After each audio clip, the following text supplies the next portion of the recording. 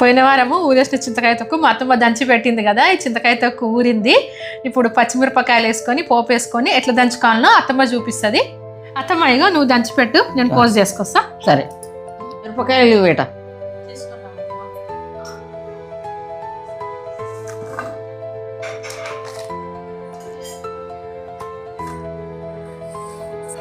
ఉప్పు వేస్తున్నా, కొంచెం మంచిగా ఎట్టి దంచుకోవాలి.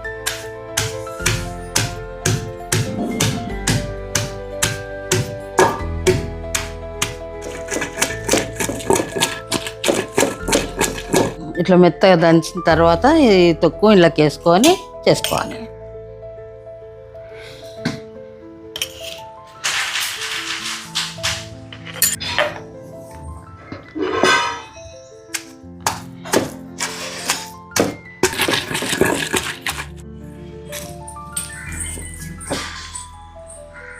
ఇప్పుడు ఈ నూరిన చింతకాయ తొక్కులో పోపు పెట్టుకోవాలి. పోపు పెట్టుకుంటే బాగుంటుంది.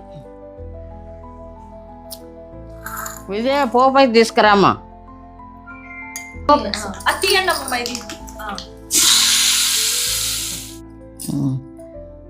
ఇట్లా మంచిగా మిరపకాయలతో దంచి పెట్టుకున్నాక ఈ తొక్కును వేడివేడి అన్నంలా నెయ్యి వేసుకొని తొక్కు కలుపుకొని బాగుంటుంది. పచ్చి ఉల్లిగడ్డ అంచుకు పెట్టుకోవాలి, చాలా బాగుంటది.